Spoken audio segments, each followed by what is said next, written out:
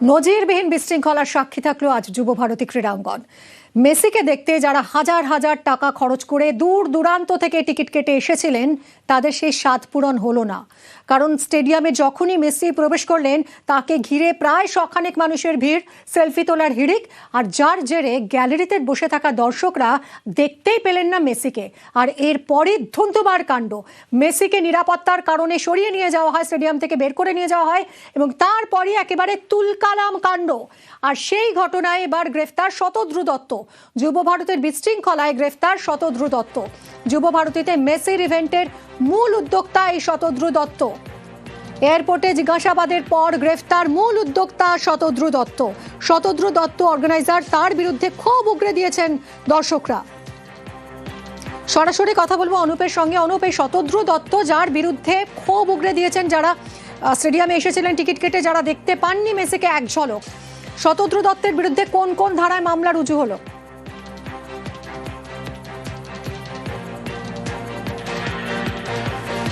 একাধিক ধারায় তার বিরুদ্ধে মামলা রুজু করার জন্য প্রতারণা মামলা থেকে শুরু করে একাধিক মামলায় কিন্তু বিএনএস একটাই মামলা রুজু করা হবে, এমনটাই কিন্তু পুলিশের পক্ষে স্পষ্ট করা হচ্ছে। তার কারণ মেসি ইভেন্টের যে মূল উদ্যোক্তা শতদ্রু দত্ত, তার বিরুদ্ধে কিন্তু একাধিক অভিযোগ উঠছে। যুব ভারতী স্টেডিয়ামে যে বিশৃঙ্খলামূলক পরিস্থিতি বা ধুন্ধুমার পরিস্থিতি, সেখানে এই ঘটনায় কিন্তু একেবারে তিনি দায় এড়াতে পারেন না। এই অভিযোগ তার বিরুদ্ধে ছিল এবং একাধিক কিন্তু অভিযোগ ছিল। পরবর্তী ক্ষেত্রে দেখা যায় যখন মেসি বিশৃঙ্খলা পরিস্থিতি হয়, মেসিকে নিরাপত্তার স্বার্থে কিন্তু বের করে নিয়ে যায় এবং তিনি সরাসরি কলকাতা এয়ারপোর্টে যখন প্রবেশ করেন সেখানে কিন্তু লক্ষ্য করা যায় যে শতদ্রু দত্ত তিনি কিন্তু সেখানে উপস্থিত ছিলেন। এরপরে পুলিশের পক্ষ থেকে তাকে আটক করা হয়। দীর্ঘ 2 ঘন্টার যে জিজ্ঞাসাবাদ, সেই জিজ্ঞাসাবাদে কিন্তু একাধিক তিনি তথ্য গোপন করেছেন। তার বিরুদ্ধে প্রতারণা থেকে শুরু করে একাধিক অভিযোগ আনছে। যে দর্শক যারা আসনে ছিল তারাও কিন্তু একাধিক এই অভিযোগ যেমন এনেছে, তারই পাশাপাশি তার বিরুদ্ধে একাধিক অভিযোগ তুলছিল। এর পরবর্তী ক্ষেত্রে পুলিশের পক্ষ থেকে তাকে ইতিমধ্যেই গ্রেপ্তার করা হয়েছে এবং এখনো পর্যন্ত এয়ারপোর্টের এই যে 3C গেট এর ভিতরেই কিন্তু দেখানোর চেষ্টা করব, এখনো পর্যন্ত শতদ্রু দত্ত মেসি ইভেন্টের যিনি মূল উদ্যোক্তা, তাকে কিন্তু গ্রেপ্তার করার পরবর্তী ক্ষেত্রে জিজ্ঞাসাবাদ করা হচ্ছে। বিধাননগর দক্ষিণ থানায় তার বিরুদ্ধে যেমন অভিযোগ দায়ের করা হচ্ছে, পুলিশের পক্ষ থেকে আরো একটি মামলা কিন্তু রুজু করা হয়েছে এবং সেই গোটা কারণের পরিপ্রেক্ষিতেই কিন্তু ইতিমধ্যে এখনো পর্যন্ত শতদ্রু দত্ত তাকে গ্রেপ্তারের পরবর্তী ক্ষেত্রে এবং জিজ্ঞাসাবাদ করা হচ্ছে এবং জিজ্ঞাসাবাদের পরবর্তীতে তাকে বিধাননগর দক্ষিণ থানায় নিয়ে যাওয়া হবে এবং সেখানে কিন্তু তাকে জিজ্ঞাসাবাদ করা হবে। পুলিশের পক্ষ থেকে যখন জিজ্ঞাসাবাদ করা হয়, সেই জিজ্ঞাসাবাদে কিন্তু একাধিক তিনি তথ্য গোপন করেছিলেন। এরই পরবর্তী ক্ষেত্রে উচ্চপদস্থ পুলিশ আধিকারিকদের বিধাননগর পুলিশ গোটা ঘটনা জানায় এবং জানানোর পরবর্তী পুলিশের পক্ষ থেকে গ্রেপ্তারের সিদ্ধান্ত নেওয়া হয়েছে। তার বিরুদ্ধে প্রতারণা থেকে শুরু করে বিএনএস অ্যাক্টে একাধিক ধারায় এই মামলা রুজু করা হচ্ছে এবং আগামীকাল তাকে আদালতে পেশ করা হবে। তার বিরুদ্ধে নন বেলেবল সেকশনে মামলা দায়ের করা হচ্ছে। তার কারণ যে বিশৃঙ্খলা স্টেডিয়ামের পরিস্থিতি হয়েছিল, একাধিক তথ্য গোপন করা হয়েছিল, পুলিশকে গোটা বিষয়টি জানানো হয়নি থেকে শুরু করে ইভেন্টের বেশ কিছু শিডিউল বদল হয়েছিল, সেই শিডিউলও কিন্তু পুলিশকে গোপন করা হয়েছিল বলে একাধিক তথ্য উঠে আসছে। এরই পরিপ্রেক্ষিতে পুলিশের পক্ষ থেকে তাকে গ্রেপ্তার করা হয়েছে। আগামীকাল তাকে আদালতে পেশ করা হবে এবং আজকে আরো এক দফায় কিন্তু জিজ্ঞাসাবাদ করা হবে। যদিও এয়ারপোর্টের ভিতরে গ্রেপ্তারের পরবর্তী ক্ষেত্রে তাকে জিজ্ঞাসাবাদ করা হচ্ছে এবং পরবর্তীতে তাকে বিধাননগর দক্ষিণ থানায় নিয়ে যাওয়া বলে এমনটাই পুলিশ সূত্রে জানতে পারা যাচ্ছে। ধন্যবাদ অনুপ। এই অর্গানাইজারদের মিসম্যানেজমেন্টের কারণে মেসিকে দেখতে পেলেন না দর্শকরা হাজার হাজার টাকা খরচ করেও। ইতিমধ্যেই গ্রেফতার করা হয়েছে মূল অর্গানাইজারকে, শতদ্রু দত্তকে, এবং দর্শকদের টাকা ফেরতের নির্দেশ দিয়েছে police. So he's been arrested. He's been arrested. So he's been arrested. He's been arrested. So he's been arrested. He's been arrested. ADG আইন শৃঙ্খলা জাভেদ শামীম তিনিও জানিয়ে দিয়েছেন যে তদন্ত হচ্ছে এবং দর্শকদের টাকা ফেরতের নির্দেশ দিয়েছে পুলিশ। টাকা ফেরত না দিলে আইনি পদক্ষেপের হুঁশিয়ারি পুলিশের। The government has already constituted a committee which will look into all the aspects. The organizers will come through as far as that return of ticket is concerned. They're giving in writing, but we'll make sure that they return, otherwise legal action will be taken. We are taking action so that this mismanagement does not go unpunished. এদিকে মেসিকে ঘিরে বিশৃঙ্খলায় তদন্তের নির্দেশ দিয়েছেন মুখ্যমন্ত্রী। যুব ভারতীর ঘটনায় তদন্তের নির্দেশ মুখ্যমন্ত্রীর। অবসরপ্রাপ্ত বিচারপতি অসীম কুমার রায়ের নেতৃত্বে কমিটি গঠন। 3 সদস্যের এই তদন্ত কমিটি, যে কমিটিতে মুখ্য সচিব এবং স্বরাষ্ট্র সচিবও। বিশৃঙ্খলার কারণ এবং দায়ীদের চিহ্নিত করবে এই তদন্ত কমিটি। যুব ভারতীর বিশৃঙ্খলায় দুঃখ প্রকাশ করেছেন মুখ্যমন্ত্রী।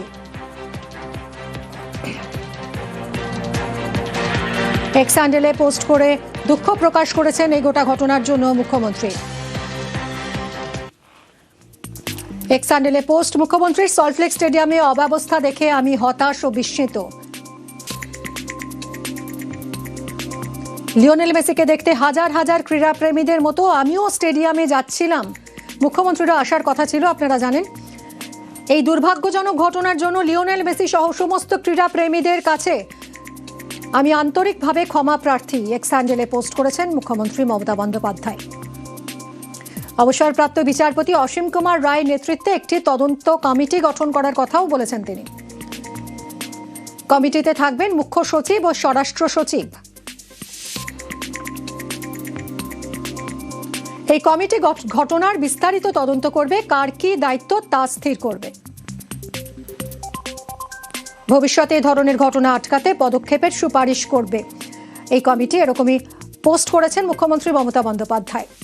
সল্টলেক স্টেডিয়ামের অবস্থা থেকে দেখে তিনি হতাশ, বিস্মিত, দুঃখ প্রকাশ করে এই পোস্ট করেছেন।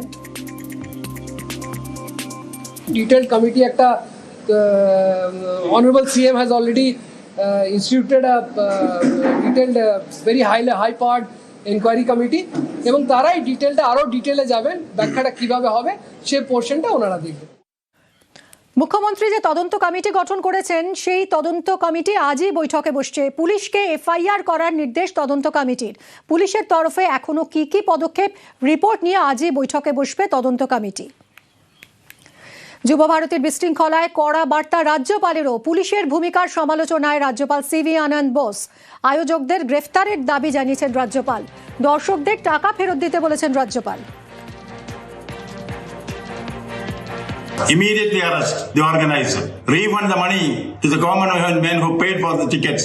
Government should have a standard operating procedure for such large congregations which take place in the city. We see lack of management, lack of planning, lack of supervision here. These things are to be taken care of. The police have failed the people of Bengal. The police have failed the government. And secondly, where are the police? Bengal is shocked. Order a judicial inquiry into the incident. শুধুই কি মেসিকে দেখতে না পারার আক্ষেপ, নাকি এর পিছনে অন্য কিছু? বিশৃঙ্খলার যুব ভারতীতে রাজনীতির রং। গেরুয়া পতাকা হাতে মাঠে যুবক। মেসিকে দেখতে বিশৃঙ্খলায় রাজনীতির তরজা তুঙ্গে। মাঠে দেখুন গেরুয়া পতাকা হাতে যুবককে দেখা যাচ্ছে। কেন গেরুয়া পতাকা নিয়ে এসেছিলেন তিনি মাঠে? মেসিকে দেখতে কেন গেরুয়া পতাকা? আর এই নিয়েই রাজনীতির তরজা। বিজেপির বিরুদ্ধে ষড়যন্ত্রের অভিযোগ তৃণমূলে। এখানে এর আগে বহু অনুষ্ঠান হয়েছে, এমনকি 2012 এবং 2014 সালে কলকাতা নাইট রাইডার যখন IPL জেতে তখন রাজ্য সরকারের ব্যবস্থাপনায় সুন্দরভাবে অনুষ্ঠান হয়, যেখানে শাহরুখ খান থেকে শুরু করে বিভিন্ন সেলিব্রিটিস, কিন্তু কোনো রকমের বিশৃঙ্খলা দেখা যায়নি। কিন্তু আজকে আমরা দেখতে পেলাম যে গেরুয়া পতাকা নিয়ে মুখে জয় শ্রীরাম স্লোগান দিয়ে একদল মানুষ সেখানে জিনিসপত্র ভাঙচুর করছেন।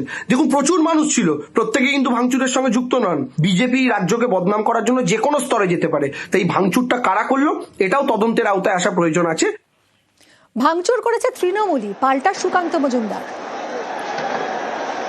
মেসির মতো একজন আন্তর্জাতিক খ্যাতিসম্পন্ন একজন প্লেয়ার পশ্চিমবঙ্গে আসছেন, এটা তো পশ্চিমবঙ্গের জন্য অত্যন্ত গর্বের বিষয় ছিল, হওয়ার কথা ছিল। কিন্তু যবে থেকে এই প্রোগ্রামটা তৃণমূল কংগ্রেসের তরফ থেকে হাইজ্যাক করা হয়েছে, স্বরূপ বিশ্বাস হাইজ্যাক করেছে পুরো প্রোগ্রামটা, এবং যারা ঢিল ছুঁড়েছে তারাও, বোতল ছুঁড়েছে তারাও তৃণমূল। শুধু তাই নয়, টিকিট বিক্রি হয়েছে 5,000 8,000 টাকা করে, এবং সেই টিকিটের কালোবাজারি হয়েছে।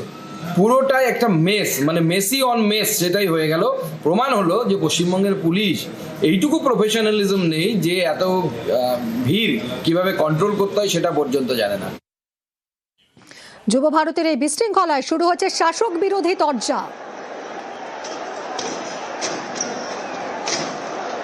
এই মাঠে বহু মানুষ এসেছেন, ফুটবল সম্রাট পেলে পর্যন্ত এসেছেন, কখনোই বিশৃঙ্খলা হয়নি। হাজার হাজার টাকা দিয়ে মানুষ এসেছেন মেসিকে দেখতে। সেইখানে মেসিকে দেখতে দেবে না, দেখতে পারে না, নেতাদের দেখতে হবে। মানুষ কেন পছন্দ করবে? কিছু রাস্কেল সংগঠনের ব্যবস্থা করেছে, তার পিছনে তৃণমূলের নেতারা থেকেছে, সরকার থেকেছে। কলকাতা যেমন লজ্জা, এর দায় পুরোপুরি নিতে হবে সরকারের যারা বাধা। মেসি কি এসছিল অরূপ বিশ্বাসের কোলে কোলে ঘুরতে?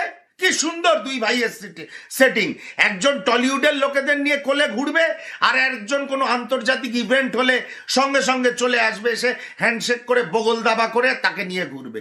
আরে টিকিট বিক্রি করেছে, আপনারা যাদের পারমিশন দিয়েছেন ওই শতদ্রু দত্ত এবং তার ওই গোষ্ঠী, কলকাতা পুলিশের কেন মনে হয়নি শতদ্রু দত্তর ইনিশিয়েটিভের সঙ্গে বসে আলোচনা করতে যে কিভাবে নিরাপত্তার ব্যবস্থা থাকবে, কিভাবে সুষ্ঠুভাবে অনুষ্ঠানটা যাতে হতে পারে, ইভেন্টটা যাতে হতে পারে?